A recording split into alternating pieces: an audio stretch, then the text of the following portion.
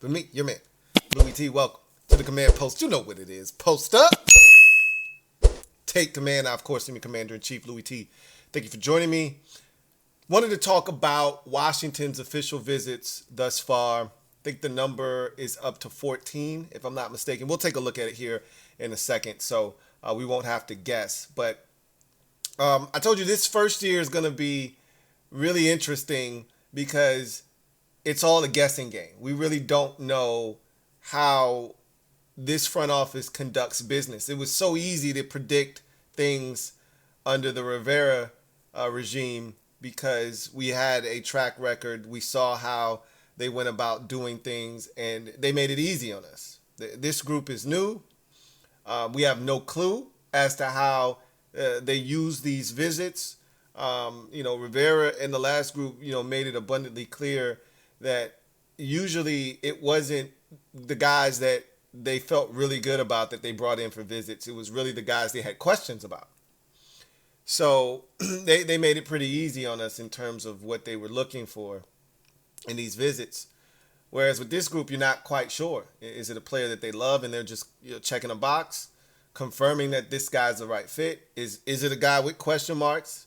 Are they going after guys that might not be drafted but want to kind of establish a little bit of a rapport with them so that if it comes down to them and another team, they brought them in for an official 30 visit, they feel comfortable with them, they sign with them instead? These are the types of things that we don't know right now. So looking at these lists, or this particular list of the official visits and what they plan to do, already have done, etc., etc., is really interesting to me. So with that said, I do want to clear one thing up. My guy Derek B had talked about Washington taking Drake May out to breakfast prior to his pro day. That's not an official visit. So when I talk about official visits, I'm talking about on the record. You're spending a day with a prospect. They're coming to your facility. You're having an opportunity to sit down and grill that guy, get to know him, all of that stuff. That is what an official visit is all about, not an informal visit, right? Not an informal dinner or breakfast or brunch. That's informal. Those happen all the time. That's not the same, okay, as having someone come to your facility, spending 5-6 hours at that facility, and you really getting to know this player, putting him on the whiteboard, showing them some film and seeing what their thought process was when they made this decision or that decision. You're not doing that at breakfast, right? So that's what I'm referring to when I say official visit. The Drake May breakfast was not an official visit, okay? That said, let's take a look at the resource board. And I know this video is more so geared towards cornerback. I also want to mention linebacker as well in this video as we take a look at the top 30 visits. And these are all of the visits that have either taken place or will take place over the next week or so. As you can see, there are 1, 2, 3, 4, 5, 6, 7, 8, 9, 10, 11, 12, 13, 14 names, as I mentioned at the top of the show, that Washington has already or plans to meet with on an official visit. And then, as you can see, they've had a private workout with J.J. McCarthy of Michigan. So right now, looking at this, they've done a really good job of not really showing their hand, which is what they've done really throughout this entire process. And I think I had even made mention of this when we first took a look at this list. I think it might have been like 6 names long or so, and it was like 2 of this, 2 of that, 2 of another position, and you go, okay, we really don't get a read off of them kind of splitting it up the way that they're doing, and that's what you're seeing here. There's no standout position where you go, okay, it's 4 of these. So there's 14 visits that they've either made or going to have throughout this process thus far. And as you can see, it's split up pretty evenly. You've got 1, 2, 3 tackles. You've got 2 quarterbacks on this list. You've got 3 cornerbacks on this list. You've got 3 edge rushers, on this list. You have a tight end on this list. You got 2 linebackers on this list. So again, there's no real tell here as to what it is they're going to do or where they're leaning. All this says to me is these are positions that we're entertaining taking a player at, not necessarily these particular players, but we're entertaining the thought of drafting a player here at this particular position, which we need every position. So none of this is, you know, earth shattering and game changing news. We need just about every position.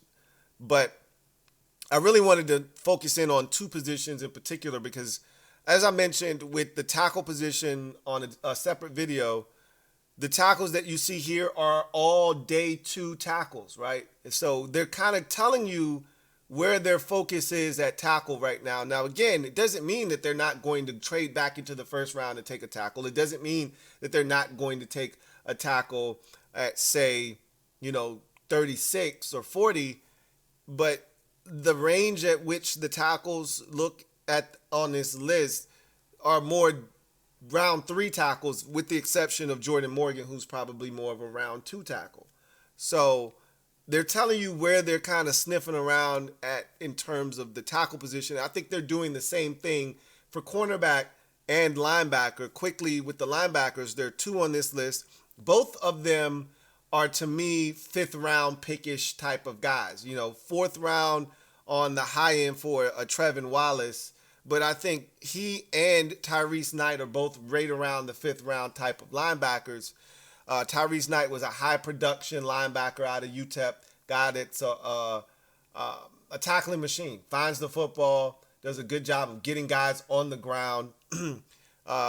Trevin Wallace is more of a height, weight, speed specimen. He's a guy that can run, very physical, but isn't as instinctual, I think, as a Tyrese Knight. So, but again, we talked about linebacker, and we kind of pushed that way down the list after all the moves that had been made at the position. But as we've talked about, outside of Frankie Louvu, all of those moves are essentially one-year Band-Aid solutions. So I think linebacker isn't a position to just dismiss as if, they shouldn't need. Just same thing with defensive end, right? We just assume, they signed 4 defensive ends. They don't need any. Yeah, only one of them, Dorrance Armstrong, got a multi-year deal. So the rest of these guys are going to be off the books next year, and you're going to be right in the same position you were in this year if you don't draft any. So the thought behind that is they're probably going to draft a defensive end, probably going to draft the linebacker. If not, and I think they're going to, the range in which you see these linebackers at suggests that they're going to look late rounds, right? A linebacker is not a priority, and it shouldn't be early in this draft, I don't think. There's a lot of people out there that would love to see Washington take a guy like Peyton Wilson. I wouldn't be opposed to it. You can get your hands on a guy like that and an athlete like that early in the draft. Go for it, But the likelihood is I don't see them taking a guy that early at that position when you have other positions of need that, are of higher value potentially in the draft. I think linebacker is one of those positions where you can find really good linebackers in the third and the fourth and the fifth round if you know what you're looking for. Again, Adam Peters, and this is why I think they're looking in this neighborhood. Adam Peters has done his damage, we know, in the third round and later in the draft at linebacker. When you think about guys like Dre Greenlaw, you think about guys like Azeez Al-Shire. These are guys that were selected in the fifth round. Azeez Al-Shire was undrafted. So, again, I trust his judgment when it comes to linebackers and getting them, later in the draft. And I just think that that's where they're looking at for the linebacker position. But when you talk about cornerback, it's interesting. One, all of the cornerbacks on this list have some size to them, which tells me they're really looking at boundary corners right now. They're not looking for anybody in the slot, which leads me to believe, and again, I can't confirm nor deny this. We don't know this to be true, but it leads me to believe that they feel really good about Quan Martin and his ability to maybe play in the slot as a nickel. Again, it doesn't mean that they won't take a nickel in this draft. It's a very deep nickel draft class. So with that said, maybe they feel really good about the nickel position and don't really need to do any more homework there, don't need to bring anybody in. They're more concerned about boundary corner, which they should be. We don't really have a lot of depth out wide as boundary corners are concerned with this football team. We've talked about it in the shortage of boundary corners that are on the roster that you feel comfortable with. So when you look at this list, Rod Gaddison, cornerback out of Western Carolina, he's not going to be drafted more likely than not. So to me, that's more of a meeting with a 6-foot corner who had some production last year, who ran a 4.6 at his pro day. That's not a time to get you excited. His athletic profile isn't one that really moves the needle. This is why I don't think he's going to be drafted. Is a guy that you might be interested bringing in as a priority free agent after the draft is finished and having him come to camp and compete and see what he does, right? That's what Rod Gaddison kind of strikes me as. A guy that they want to establish and touch a base with just to let him know, hey, we're interested, and if you should go undrafted, we'd really like to bring you on board, right? I think that's what this is more about with him. Now, the others, Cam Hart, cornerback at Notre Dame, he's a 6'3" corner. I've watched Cam Hart, a guy with a lot of tools, a lot of traits, but he's super raw, and he doesn't have the kind of ball skills you would expect a guy like him to have with his background. And so there's a lot there's a lot of Benjamin St. Juice-like qualities to him. He's 6'3", he runs a 4.5, doesn't have much ball production. That scares me. You know how I am about ball production. You know how I am about guys who don't look back for the football, who don't play the ball a ton. There's a lot of similarities between the two, right?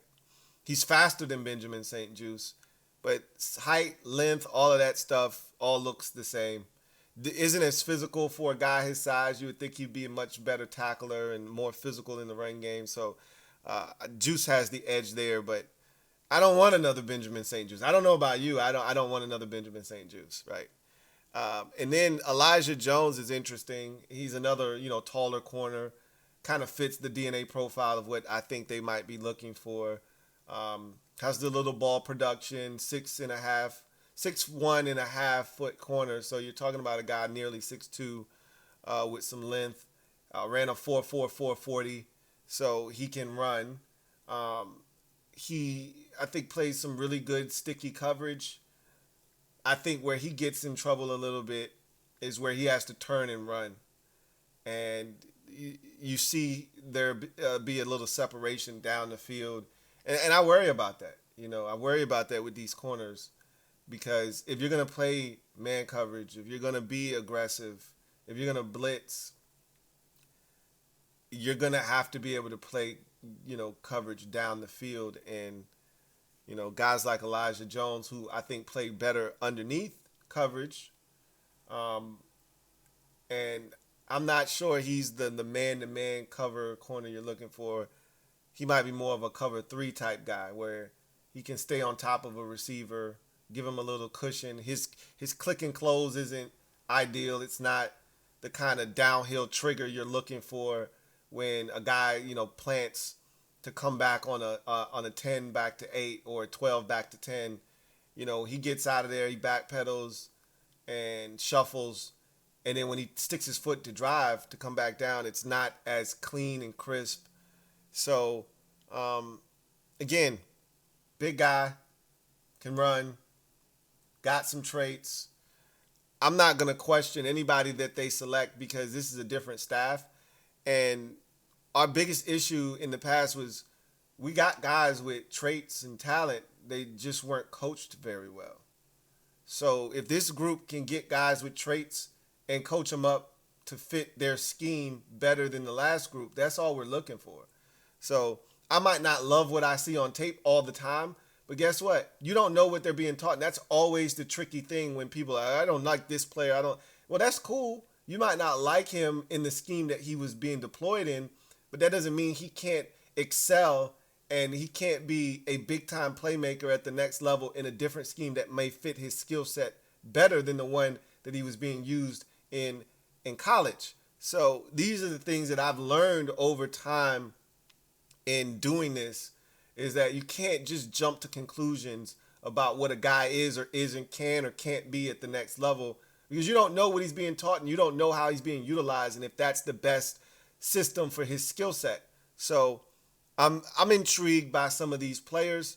But again, what this is saying, and to go back to what I was talking about with the linebackers in particular, with these corners, what it's saying to me is Cam Hart is at best a third round pick, but I think he's a day 3 pick. Elijah Jones, I think, is a day 2 pick. I think he is a third round pick, a solid third round pick. He could slip to the 4th round, though. What I'm essentially trying to communicate to you is they're sniffing around the 3rd, 4th round area for corners, and then you got an undrafted guy, more likely, in Rod Gaddison. So, again, they're not necessarily looking for the 1st or the 2nd round corner. They're more so setting themselves up for a mid-round corner, right? Look at this list, and it's telling you, I think personally, if you look at this list, they're telling you where they're going to be shopping for these positions at in the draft. If you look at tackle, Caden Wallace, Jordan Morgan, Kieran Megadeji, all of these guys are day 2 picks, right? 2nd, 3rd round picks. That's where they're going to be shopping for a tackle more likely than not, right? We already knew that going into the process that more likely than not, we'd be getting a tackle somewhere on day 2. Whether it's the 2nd or 3rd round, we don't know, but it'll be somewhere in that neighborhood, right? So that's not a surprise to us. You see the quarterbacks. They're all day 1 quarterbacks because we're going to take a quarterback in day number 1, right? So they're not fooling around with anybody because we got the 3rd quarterback to put us at 3 prior to the draft, which when we draft a quarterback, it'll give us 4. So we're not drafting a 5th round signal caller. Like initially we thought maybe we're going to draft 2 guys, right? Nope, just drafting 1. So they're not fooling around with guys in the 5th or 6th round. For what? We're not drafting guys in the 5th, 6th round. We're drafting a 1st round quarterback. So that's why you see Jaden Daniels. That's why you see Michael Penix Jr. because we're taking a 1st round quarterback. When you think about the tight end position, Jatavion Sanders is the only guy they've talked to. Why? He's a 2nd round tight end, more likely than not, right? That's where they're in the neighborhood of taking a tight end, right? If they're going to take a guy like Jatavion Sanders, that's where they're going to take him, probably in the 2nd round. So they're telling us with these meetings, it to me at least, these official visits, that this is where we're sniffing around. J.J. McCarthy, private workout, again, 1st round pick quarterback. So they're kind of giving us, I think, clues. I think they're dropping breadcrumbs. Not necessarily who we're going to take, but this is what I kind of look for when I look at these official visits. It's not necessarily the player as much as it is, where is this player going to potentially come off the board? Where do I think his value is? And does it fit with the rest of the players that they're looking at in the draft? I think you could say the same thing for edge rusher. Edge rusher is a little bit different because I think they're all over the place. I think they've put themselves in a position where they want to be prepared for every level. That's what edge rusher says to me. You look at Chop Robinson, that's a fringe 1st, early 2nd round pick. Right? They know he's not going to last past the early stages, like 36. They know that. If they're going to get Chop Robinson, it's going to be at 36, more likely than not. Okay? If you have a trade back into the 1st round scenario, he might be one of the guys that they look to go after, right? Then you look at Marshawn Nealon.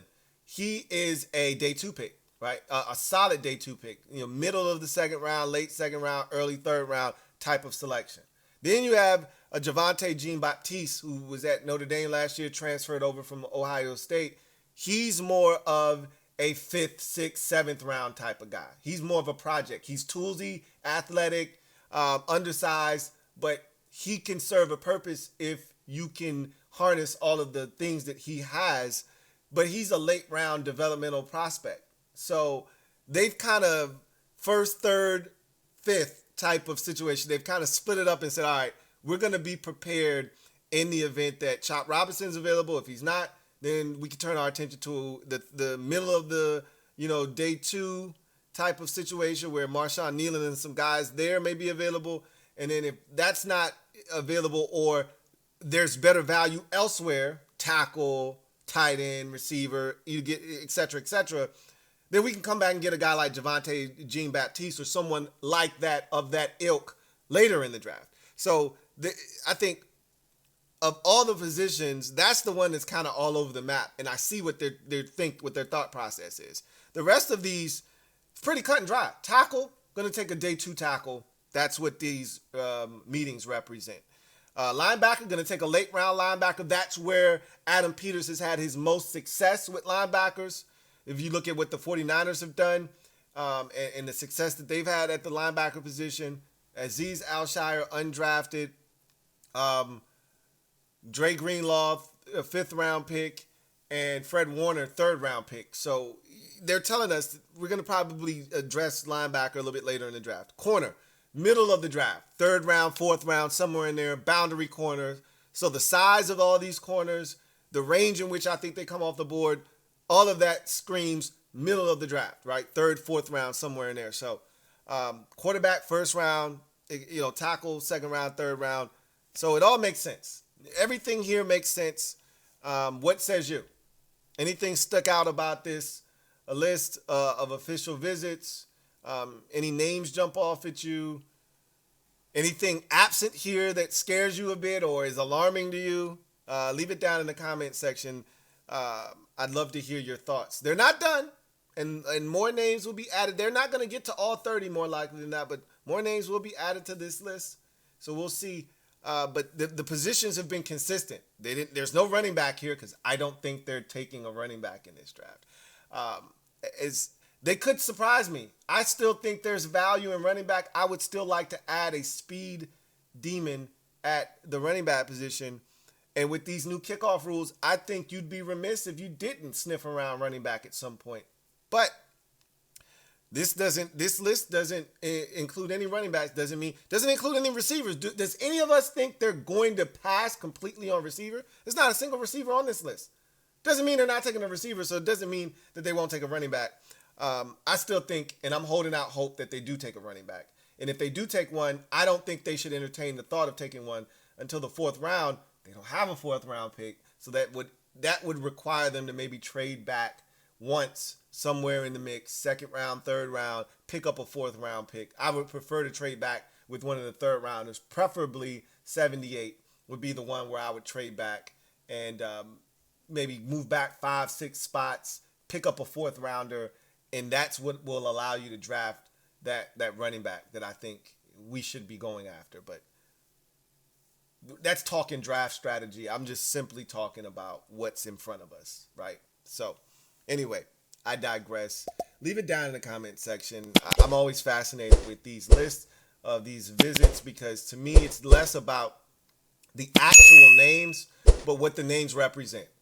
Round, size, what they're kind of looking for. You get that kind of an idea when you put this information together. That's how I, utilize this information. Less about Kieran Omegadeji in particular, but more about the round that I expect him to go in, coupled with the other guys that they've had visits with or plan to have visits with at that same position. What does that tell me? These are the context clues that I look at when I look at these visits. Less about the individual itself, more about what it represents. So that's going to do it for me, your man Louie T, here on this installment of the Command Post. You know what it is. Post up. Take command. Until next time, you guys have a good one. Take care. Louie.